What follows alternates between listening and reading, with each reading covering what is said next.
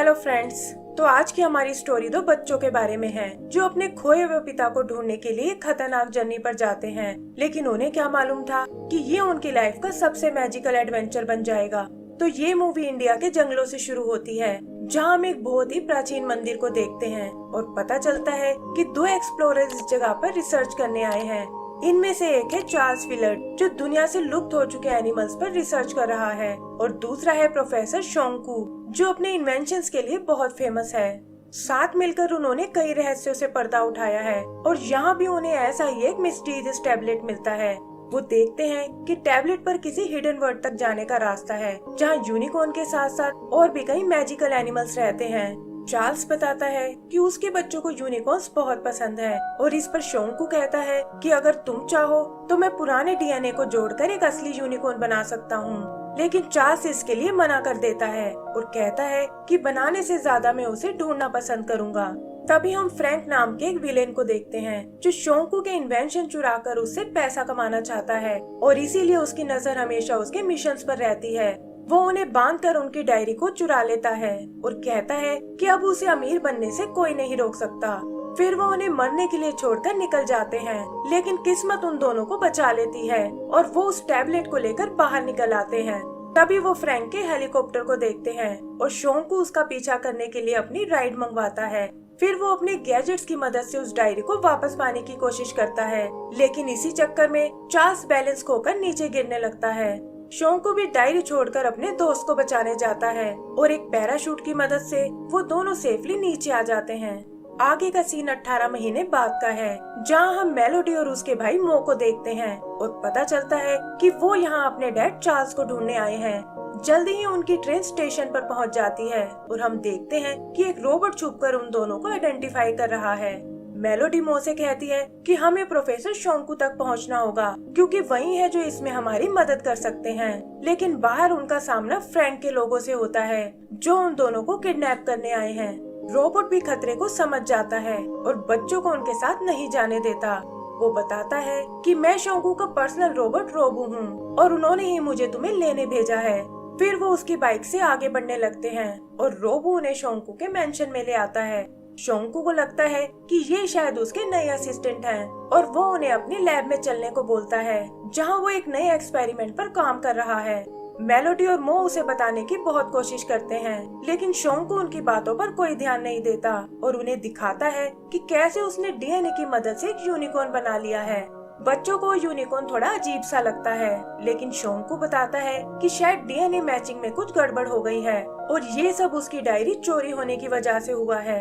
यही हम शोंकू के दूसरे असिस्टेंट आवी को देखते हैं, जो उन सब के लिए आम लेकर आया है, लेकिन वो भी इस अजीब से एनिमल को देखकर डर जाता है। इधर मेलोडी शोंकू को अपने डैड के बारे में बताती है कि कैसे वो अचानक से कहीं गायब हो गए हैं, और ये सुनकर शोंकू परेशान हो जाता है। फिर वो चार्ल्स का भेजा हुआ आखिरी मैसेज देखते हैं, जिसमें वो बताता है कि मैंने उस मैजिकल वर्ल्ड को ढूंढ लिया है और तुम्हें भी ये सब अपनी आंखों से देखना चाहिए। लेकिन इतना कहते ही चार्ल्स कहीं से नीचे गिर जाता है। मेलोडी और मो उससे अपनी मदद करने को कहते हैं और शोंकू भी इसके लिए तैयार हो जाता है और कहता है कि तुम्हारा पिता होने के साथ साथ वो मेरा दोस्त भी है। आगे वो अपने जेट से उसकी लास्ट लोकेशन की ओर जाते हैं, जो अल्मोड़ा नाम का एक छोटा सा टाउन है। लेकिन रोबू देखता है कि कोई दूसरा प्लेन उनका पीछा कर रहा है। शोंकू जानता है कि ये जरूर फ्रैंक का ही काम है और बचने के लिए वो अपने जेट को एक स्टॉर्म में ले जाते हैं। फ्रैंक के लोग उन पर एक लेजर से अटैक करते हैं, जिससे उनके एक इंजन में आग लग जाती है, लेकिन रोबू किसी तरह उन्हें बचाकर अल्मोड़ा के एयरपोर्ट पर लैंड कर जाता है। शोंकू रोबू से प्लेन को ठीक करने को बोलता है और खुद पुलिस स्टेशन में चार्ल्स का पता करने जाता है। वहाँ इंस्पेक्टर उसे चार्ल्स का कुछ सामान देता है, जिसमें उसका मोबाइल फोन भी है, और बताता है कि ये कुछ हाइकर्स को एक घाटी में पड़ा हुआ मिला था और इसके अलावा चार्ल्स की कोई इन्फॉर्मेशन नहीं है। इधर एक मंकी मो से उसका हेडफोन चुरा लेता है और उसे पकड़ने के चक्कर में वो दोनों एक सुनसान जगह पहुंचते हैं। वहाँ उनका सामना दो बदमाश लोगों से होता है, जो टूरिस्ट समझकर उन्हें लूटना चाहते हैं। लेकिन तभी उनकी मदद करने एक मार्को नाम का आदमी आता है। वो उन बदमाशों की बहुत पिटाई करता है और बच्चों को सेफली वापस उनके प्लेन तक ले आता है। यही शोंकू को चार्ल्स के फोन में कुछ क्लूज मिलते हैं, जो उसने स्पेशली शोंकू के लिए छोड़े थे, और वो अपनी टीम को बताता है कि हमें चार्ल्स को ढूंढने के लिए हिमालय पर जाना होगा। मार्को भी इस काम में उनकी मदद करने को कहता है और बताता है कि मैं इस जर्नी के लिए याक्स अरेंज कर सकता हूँ। शोंकू इसके लिए एग्री हो जाता है और वो सब अपनी जर्नी पर निकल पड़ते हैं। रास्ते में उनका सामना बहुत सी मुश्किलों से होता है, लेकिन वो अपनी हिम्मत नहीं हारते और चार्ल्स की दी हुई लोकेशन तक पहुंच जाते हैं। शोंकू के मुताबिक वहाँ एक टेम्पल होना चाहिए था, लेकिन वो जगह तो एकदम खाली थी। और तब रोबू कहता है कि शायद हमें जमीन के नीचे देखना चाहिए। शोंकू डिटेक्टर से आइस के नीचे चेक करता है और वहाँ उन्हें उस टेम्पल का सीक्रेट रास्ता मिलता है। शोंकू बताता है कि यहीं से उन्हें आगे जाने का क्लू मिलने वाला है, लेकिन उसके लिए हमें सुबह तक इंतजार करना होगा। और फिर वो सब सोने चले जाते हैं। सुबह वो सूरज की पहली रोशनी को फॉलो करने को कहता है और वो देखते हैं कि उससे दीवार पर एक बुल की शेप बन रही है, जिसका मुंह उत्तर दिशा की तरफ है। वहाँ दूर उन्हें एक पहाड़ नजर आता है जिसकी शेप सोते हुए इंसान के जैसी है और शोंकू बताता है कि हम लोगों को वहीं जाना होगा। फिर हम उन्हें याक और स्लेज लेकर आगे बढ़ते हुए देखते हैं, जहाँ रास्ते में उन्हें एक फ्रोजन रिवर मिलती है। शोंकू सेफ्टी के लिए सबको स्लेज में बैठने को बोलता है, लेकिन तभी उस रिवर में क्रैक्स आने लगते हैं। याक भी घबराकर स्लेज से अलग हो जाते हैं और स्लेज एक बर्फीली टनल से होते हुए क्रैश हो जाती है। शोंकू देखता है कि उनके सभी लोग एकदम ठीक हैं और वो उनसे आगे बढ़ने की तैयारी करने को बोलता है। तभी वहाँ हम कुछ लोगों को आते हुए देखते हैं जिन्होंने हाथ में गन्स पकड़ी हुई हैं और उनकी लीडर है यामू नाम की लेडी। वो उन्हें बताती है कि ये सारा इलाका मेरे अंडर में है और तुम्हें यहाँ आने की सजा मिलेगी। मेलोडी उसे समझाने की कोशिश करती है और तभी वो देखती है कि यामू के हाथ में उसके डैड की घड़ी है। इधर यामू उन्हें छोड़ने के बदले रोबू को अपने हवाले करने को कहती है, लेकिन शोंकू के दिमाग में तो कुछ और ही चल रहा था। दोनों बच्चे स्नोबॉल से उन्हें मारने लगते हैं और मौका देखकर शोंकू उन पर अपनी डार्ट गन से अटैक करता है।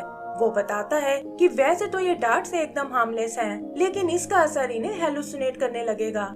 होता भी बिल्कुल ऐसा ही है और यामू के लोगों को वहाँ ड्रैगन नजर आने लगता है। यामू शोंकू पर अटैक करने आती है, लेकिन रोबो एक ही पंच में उसे ढेर कर देता है। फिर वो उससे उस घड़ी के बारे में पूछते हैं और यामू बताती है कि ये तो उसके दोस्त चार्ल्स ने उसे दी थी जब वो यहाँ से अपनी जर्नी पर जा रहा था। आगे हम उन सभी को यामू के कबीले में देखते हैं, जहाँ वो उन्हें खाने का सामान देती है और बताती है कि चार्ल्स एक मैजिकल दुनिया को खोजना चाहता था और हमारे यहाँ उसने काफी टाइम बिताया है। तब मेलोडी उससे अपने डैड के बारे में पूछती है और यामू कहती है कि कल सुबह मैं तुम्हें उसकी लास्ट लोकेशन तक ले जाऊंगी। सुबह वो उन्हें एक पहाड़ी तक लेकर आती है और कहती है कि हम इससे आगे नहीं जा सकते। फिर उन्हें गुड लक बोलकर वो वहाँ से निकल जाती है और शोंकू और उसकी टीम आगे बढ़ने लगती है। संकरे रास्ते और बर्फीली वादियों से होते हुए वो एक ब्रिज तक आते हैं, लेकिन जैसे ही मेलोडी उस पर चलना शुरू करती है वो ब्रिज टूट जाता है और मेलोडी नीचे बने एक क्रिस्टल ब्रिज पर जा गिरती है। शोंकू और बाकी लोग भी ब्रिज तक पहुंच जाते हैं और वहाँ उन्हें एक सीक्रेट रास्ता नजर आता है। उस रास्ते से होते हुए वो एक मोनेस्ट्री तक आते हैं, जहाँ बीचों बीच एक चमकता हुआ ग्लोब रखा हुआ है।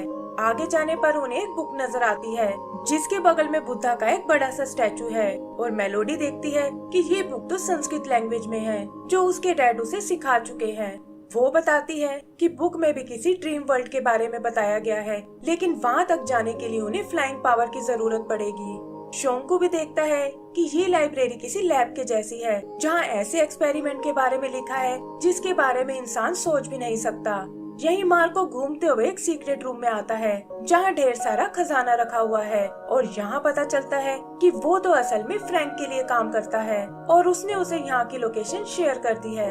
इधर शोंकू और बच्चों को सामने एक क्रिस्टल बॉल नजर आती है और वो समझ जाते हैं कि आगे जाने के लिए हमें इसे पार करना होगा। तभी वो मार्को को वहाँ आते हुए देखते हैं, जिसने हाथ में ढेर सारा खजाना पकड़ा हुआ है और शोंकू भी उसकी असलियत जान जाता है। फिर वो उसे हवा में उड़ते हुए देखते हैं और मार्को बताता है कि ये सब तो इन पावर बूट्स का कमाल है और ये कहकर वो वहाँ से निकल जाता है। तभी आवे सबके लिए वैसे ही बूट लेकर आता है, जिसकी मदद से वो उस क्रिस्टल वॉल तक जाते हैं और देखते हैं कि वहाँ तो एक अलग ही दुनिया बसी हुई है।